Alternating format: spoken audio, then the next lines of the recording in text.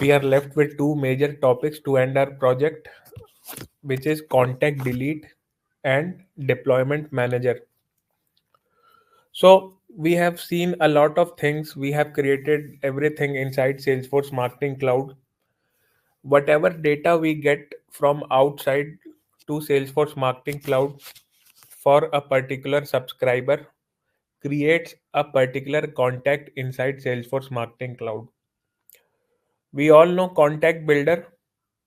Contact Builder is a platform to manage contacts and contact related details. What is a contact? What is the difference between a contact and a subscriber? A subscriber is an entity which resides inside an individual studio, but a contact is an entity which resides in core SFMC structure. The contact is a subscriber of email studio or mobile studio. There can be a possibility that a subscriber is subscribed to email studio, but he is not a subscriber of mobile studio, but he is a contact in Salesforce Marketing Cloud core structure. So a contact can be a subscriber, okay, in multiple different studios. Whenever a subscriber is created, it creates a contact as well inside Salesforce Marketing Cloud. A contact sits inside the core Salesforce Marketing Cloud platform inside Contact Builder. You see all contacts. All contacts is a place where the contacts are created. Now, if you go and click on all contacts, these are the contacts which are created. Now, these are not directly created here inside all contacts. These are created as a subscriber in multiple studios like Email Studio, Mobile Studio. And once you have created these contacts in these studios via any method, via import, or you have synchronized data from Salesforce to Marketing Cloud, you have created a subscriber. These subscribers are also created with contact IDs. Contact IDs are nothing but the subscriber IDs. But the significance of contact is to understand where all your subscribers are present. In Contact Builder, we create contact based data model. We create contact based data model to understand what all attributes we have for a subscriber into multiple different data extensions so that we can take decisions better. Similarly, with contacts, you can understand where all your subscribers are present, in which all studios your subscribers are present. If suppose this is a contact which was created by import process and was created via channel email, you see email here. But these are the contacts which are created by an unspecified source. Unspecified sources are the sources which are not direct sources, but you have synchronized these contacts. These are the lead or contact IDs inside Salesforce, if you understand. These lead IDs or contact IDs are synchronized. That is why the channel is not mentioned here. But there can be some contacts which are created by Mobile Studio via API. So you will see whatever subscribers you create, their contacts are also created. But if this contact is created from Email Studio, it will have its email channel. But if this contact is also present inside Mobile Studio, it would have its mobile details as well. If you have its phone number, it would be specified here. If he has downloaded your mobile application for push notifications, its his device ID would also be available here. If he has downloaded any of the line messenger which you are using inside Salesforce Marketing Cloud, his line ID would be available here. So a contact initially gets created when you create a subscriber. But subscriber from Email Studio, you cannot identify if this is a subscriber of Mobile Studio or not. From Mobile Studio, you cannot identify if this is a subscriber of Email Studio or not.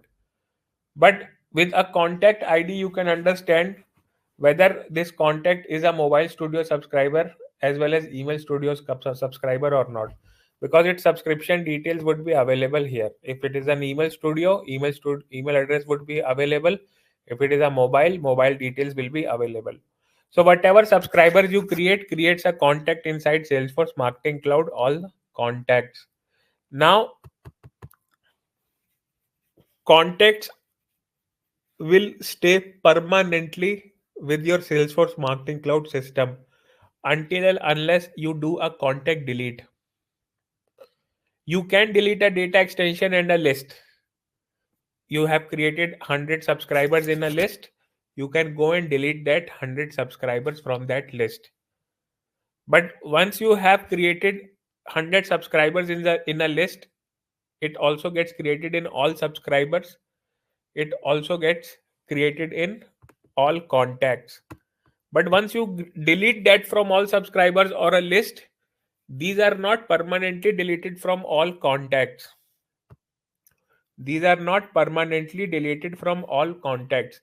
That means whatever subscribers you delete will be wiped from initial user interface but would not be deleted permanently from the system. Let's take an example. I'll You have this list which is a blank list. List 01 is a blank list. Now I'll create a subscriber here. I create a subscriber here. Suppose subscriber key I have defined is sub key underscore XYZ123. Suppose this is a random subscriber key I have created. Email address also I have defined. I'll click on next option and I'll click on finish option. Once I have done that, what has happened is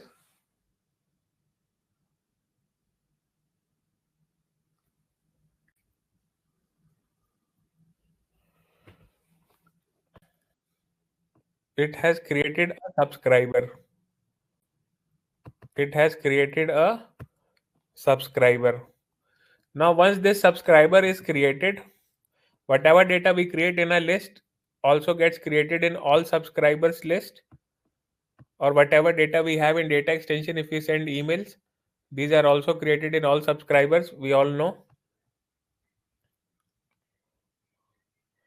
So let's cross validate all subscribers as well. If I click on search option, if I put subscriber key filter here and click on find now,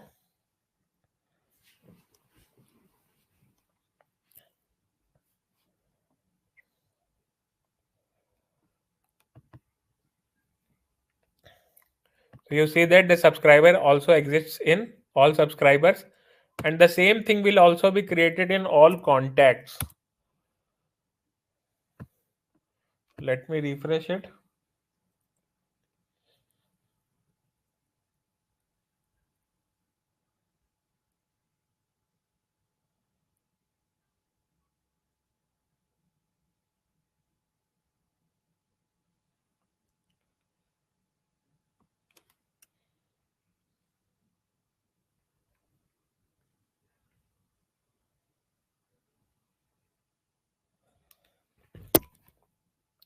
I'll go to all contacts.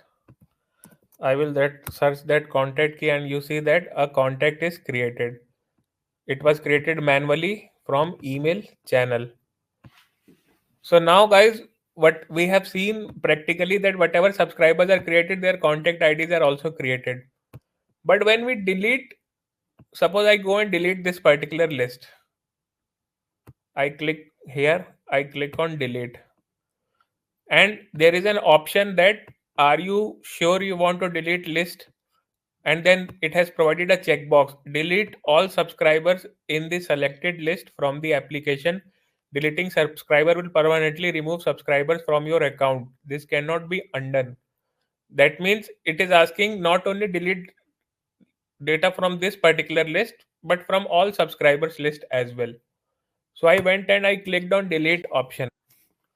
So now I deleted that list, If I go and again search the same subscriber key, I click on find now in all subscribers, what will happen?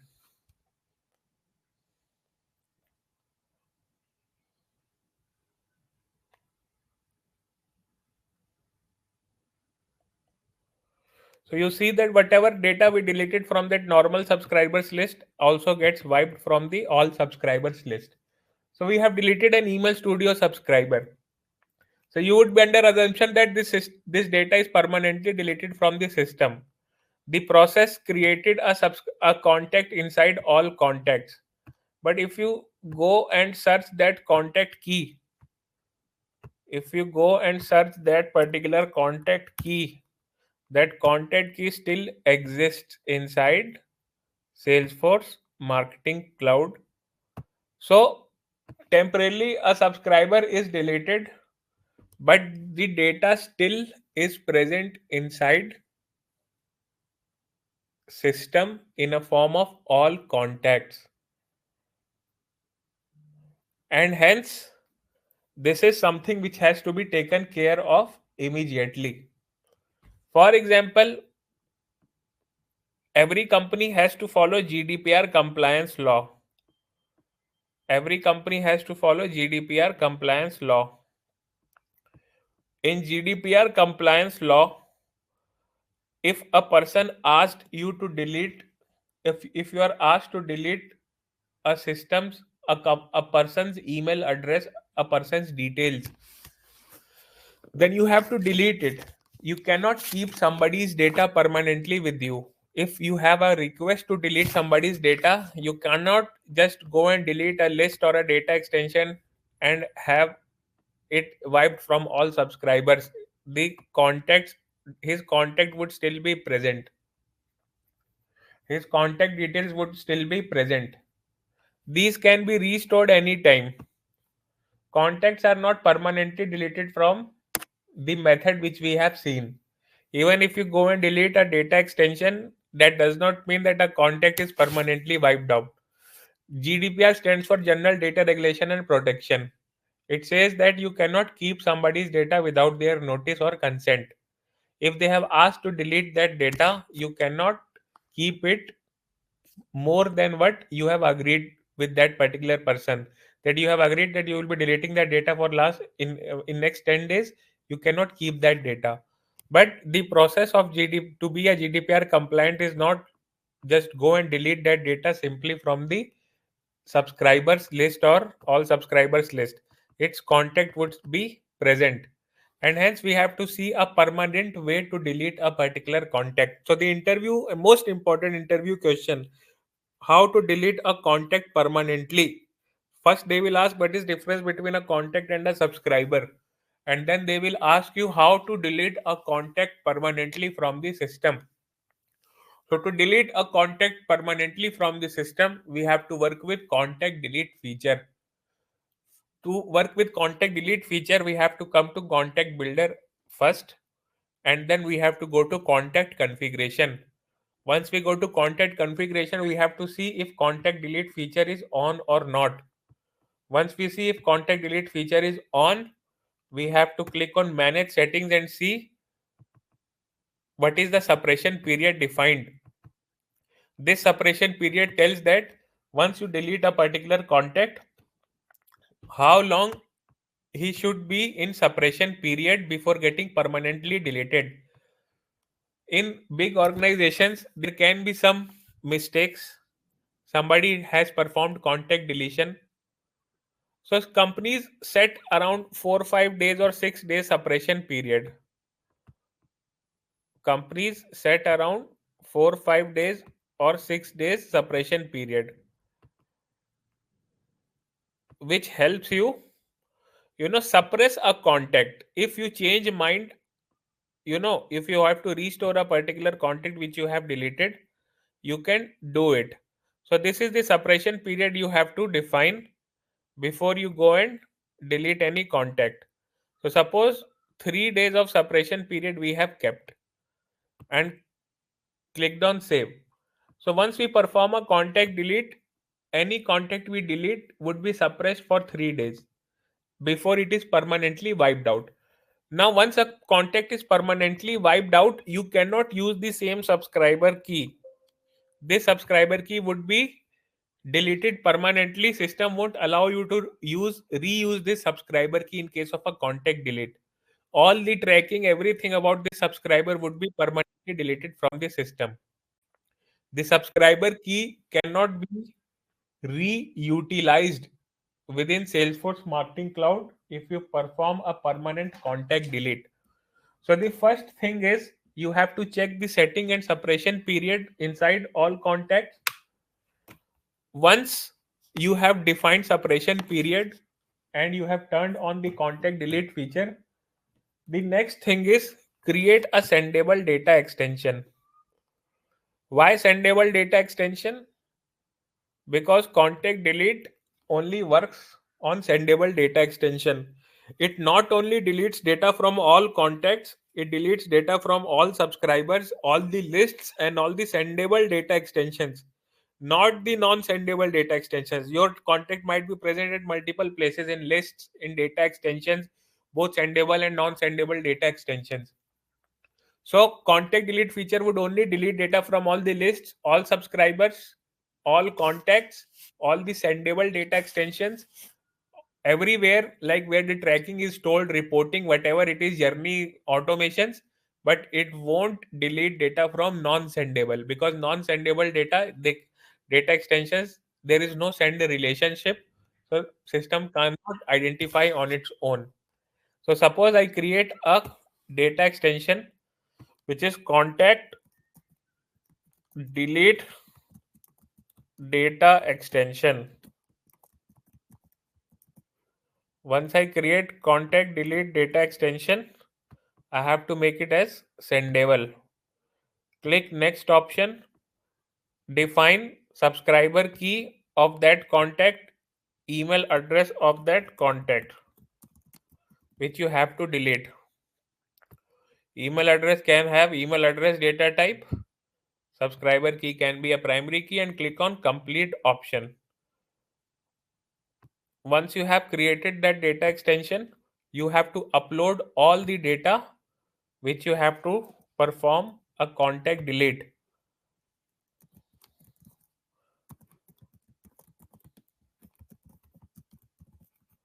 So this was the subscriber key which I deleted from all subscribers, but it still remained as a part of, it still remained inside the all contacts.